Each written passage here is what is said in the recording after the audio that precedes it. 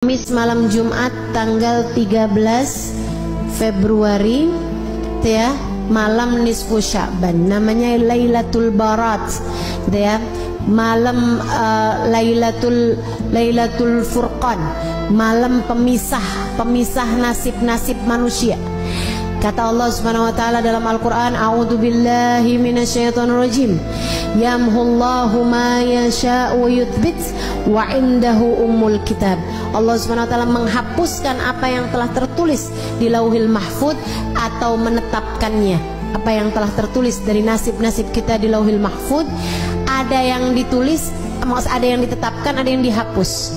Nabi Muhammad ketika menceritakan tentang ayat tersebut, kata Nabi Muhammad, dzaka lailatun nisf min Sya'ban. Kejadian revisinya, isinya Lauhil Mahfuz itu terjadi pada malam nisfu Sya'ban. Innallaha yanzur fi lailatin nisf min Sya'ban fayaghfir illal musyrik wal mudmin wal musyahin.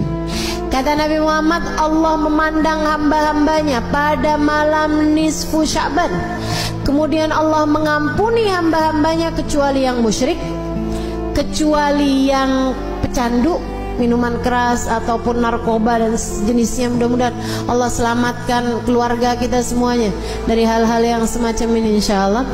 Kemudian wal musyahin, yang di hatinya masih menyimpan dendam permusuhan kepada sesama hamba Allah Subhanahu wa taala. Itu sisanya Allah ampuni. Itu malam penting, malam nisfu Sya'ban, malam perubahan nasib. Ibu, malam revisi nasib. Nah ini nih, pada setiap tahun itu Allah punya malam revisi.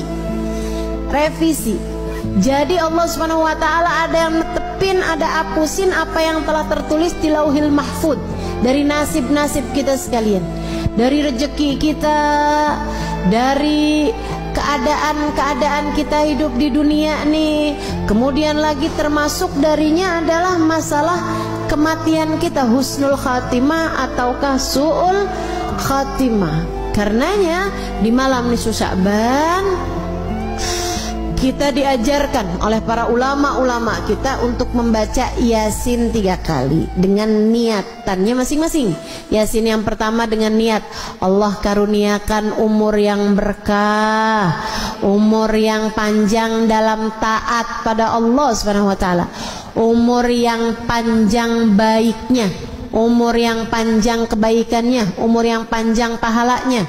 Bukan asal umur panjang waktunya, bukan, tapi yang minta kita panjangin, yang kita minta Allah panjangkan adalah panjang pahalanya, panjang berkahnya, panjang manfaatnya, panjang kebahagiaannya. Mau gak panjang umur di atas tempat tidur terus?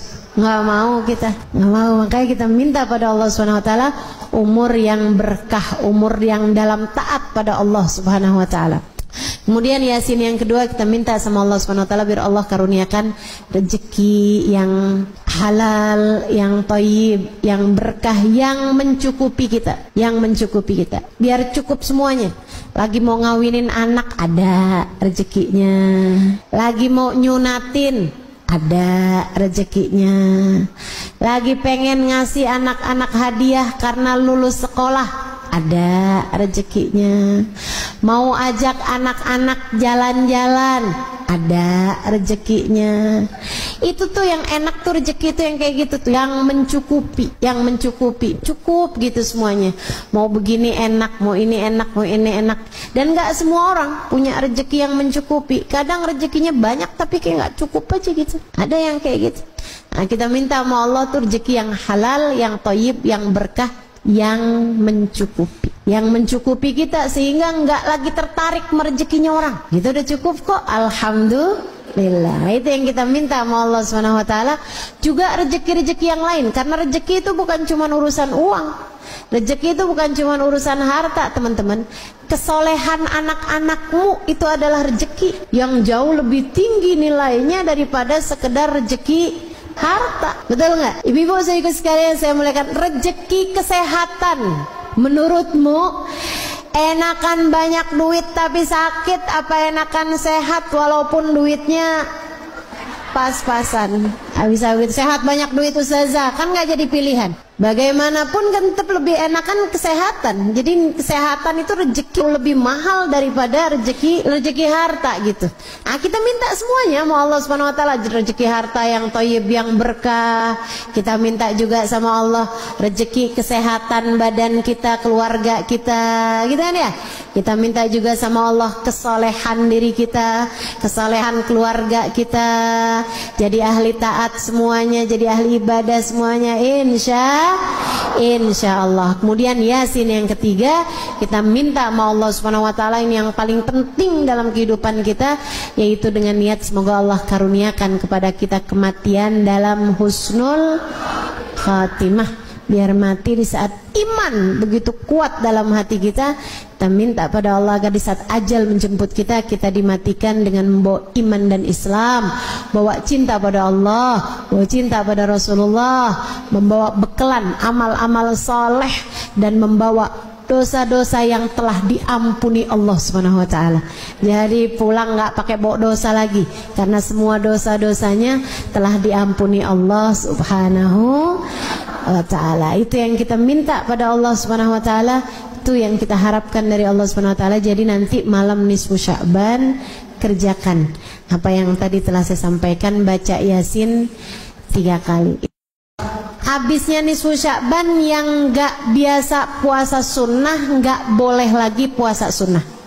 Tapi yang masih punya hutang puasa wajib tetap boleh mengerjakannya sampai di hari terakhir Sya'ban sekalipun. Hutangmu dari puasa Ramadan yang lalu harus dibayarkan sebelum datangnya bulan suci Ramadan.